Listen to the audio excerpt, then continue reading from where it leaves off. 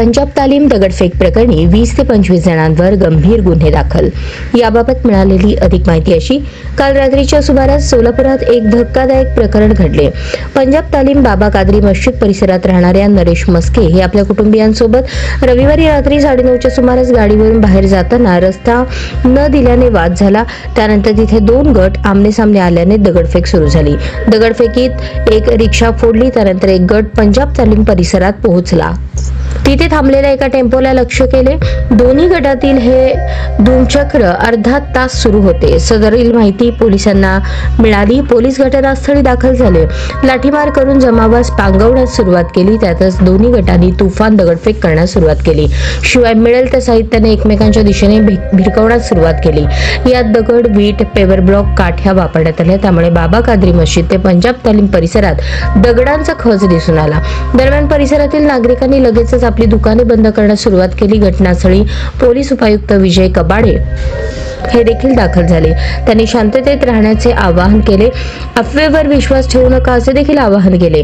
दरम्यान रात्री येथील फिर्यादी नरेश मस्के यांनी सदर प्रकरणी फौजदार चौडी पोलीस ठाण्यात फिर्याद दाखल केली असून त्यांच्या फिर्यादीवरून 20 ते 25 जणांविरोधात गुन्हे दाखल करण्यात आले आहेत। यात भंगार दुकानदार सद्दाम उर्फ अल्लू मखदूम शेख, नवाब जब्बार शेख, अशफाक जब्बार शेख, शकर पूर्ण नाव माहिती नाही, शानू जब्बार आणि इतर 15 ते 20 जणांवर गंभीर स्वरूपाचे गुन्हे दाखल करण्यात आले असून यासंबंधी पुढील तपास फौजदार चौडी पोलीस ठाण्यातील पोलीस करत आहेत। दरम्यान सदर घटना घडताच पोलिसांनी वेळेतच जाऊन घटनेवर नियंत्रण केले।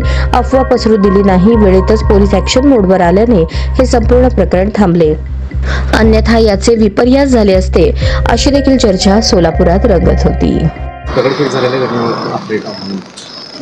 सोलापूर शहरात पंजाब तालीम एरियामध्ये एका ठिकाणी जाण्यासाठी रस्ता नाही या कारणासाठी एका मोटरसायकल स्वारांनी तिथे थांबलेल्या घोळक्यासोबत वाद घातला। त्या वादाचं पर्यावसन भांडणामध्ये झालं। त्या घोळक्यांनी त्या संबंधित मुलाला मारहाण केली आणि मग त्या मुलाच्या बाजूने सुद्धा 10-12 मुलं येऊन दोन्ही गटांनी एकमेकांवर दगडफेक केली। या दगडफेकीमध्ये एक मोटरसायकल, एक 4 व्हीलर याचं नुकसान झालेलं आहे। याच्यामध्ये कुणी गंभीर जखमी नाही। या दगडफेकीमध्ये एक जण किरकोळ जखमी आहे।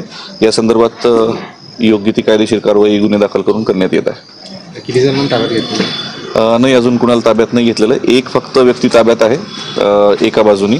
दुसऱ्या बाजूनी सुद्धा अजून तपास सुरू आहे। माहिती काढण्याचं काम चालू आहे। आता एका गटाची तक्रार घेणं सुरू आहे। दुसरा गट जेव्हा येईल तेव्हा पुढची कारवाई होईल। सोलापूरकरांनी कुठल्याही अफवांवर विश्वास ठेवणे, वैयक्तिक वादातून सदरचा गुन्हा घडलेला आहे। कुठल्याही स्वरूपाचं याला कम्युनल अँगल देण्यात येऊ नये। निव्वळ वैयक्तिक वादातून झालेला गुन्हा आहे। याबाबत संबंधित लोकांवर योग्य ते कायदेशीर कारवाई निश्चित होईल।